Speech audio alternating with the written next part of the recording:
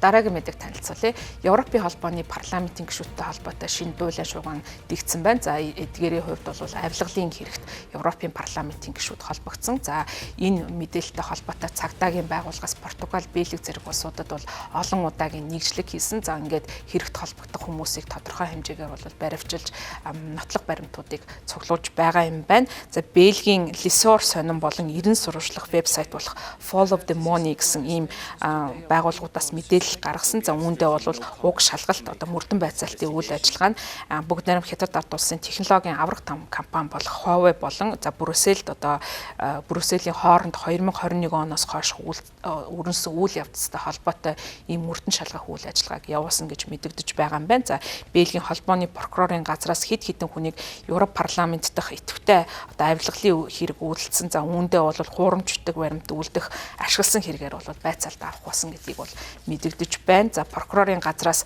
хувь хүн компаниудын талаар бол тодорхой мэдээлэл өгөөгүй ч гэсэн Бельгийн цагдаа нар бол Huawei компанитай холбоотой асуудал үүссэн гэдгийг зарим нэгэн талаараа бол ийм далд байдлаар бол мэдээсэн мэдээллийг хийж байна. За прокуроруудын гаргасан мэдээлэлд бол гэмт хэргийн байгууллагууд авилга үйлдсэн. За энэ бол 2021 оноос хойш бол идэвхтэй явагдсан. За ингэхдээ бол маш нууцлагдмал байдлаар хэрэгжсэн олон янзын хэлбэрээр бол тухайн авилгалын үйлдэлүүд бол үлдэгцэн гэдгийг онцолсон. За үүндээ бол улс төрийн шийдвэр гаргахад цэвэр одоо хувийн арилжааны ашиг сонирхлын үүднээс бол хандсан. За энэ одоо ашиг сонирхлыг дэмжих зорилгоор улс төрийн албан тушаалд ассан хүмүүст урамшуулал, хоол өгөх, замын зардал зэрэг одоо зүйлүүдийг бол урамшуул болгож өгч байсан. За мөн хөл бөмбөгийн тэмцээнд оролцож үзэх одоо тогтмол урилгуудыг бол тэдгээр хүмүүст өгч байсан гэсэн ийм бэлэг сэлтийн зүйлийг бол онцолж байгаа. За ингээд Европын холбооны парламентын гишүүд бол тухайн одоо этгээдээс авсан мөнгийг хурал цуглааны зардал гэж нуунд дарагдуулсан. За ингээд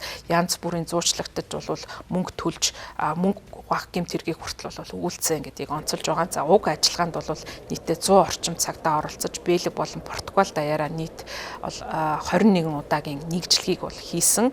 За ингээд энэ одоо удаагийн одоо гэмт хэрэгт бол холбогдсон Европын холбооны парламентын нэг буюу хэд хэдэн одоо хууль тогтоогчд байгаа гэдгийг Бельгийн одоо болон Португалийн прокурорын газраас онцолж байгаа. За гол одоо авилгалын хэргийг үйлдсэн этгээд нь бол хуучин парламентын гишүүний туслах байсан. За мөн Huawei компани Европын холбоонд одоо олон нийтэд харилцах албаны захирлаар ажиллаж байсан хүн гэдгийг бол Бельгийн хэвлэлүүд мэдэгдэж байгаа. За ер нь бол ягаад Huawei компанитай холбоотой асуудлууд үүссэн бэ гэхээр сүүлийн үед Европын холбооны зах зээлд бол нэвтрхийг оролцсон. За 2023 онд бол Брюсселийн шийдвэр гаргачид тус компани үйлдвэрлэж байгаа 5G одоо технологи нь бол бусад технологийн нийлүүлэгчдээс илүү эрсдэлтэй гэж тодорхойлсон. Тийм учраас Европын холбооны орнуудад түүний тоног төхөөрөмжийг гар утасны сүлжээнээс хасах ийм уриалгыг бол Европын парламент гаргаж ирсэн. За тэгэхээр энэ одоо шийдвэрийг өөрчлөх зорилгоор бол лобби бүлэглэлүүд ажилласан юм байна. За энэндээ бол парламентын гишүүдийг уруу татах, за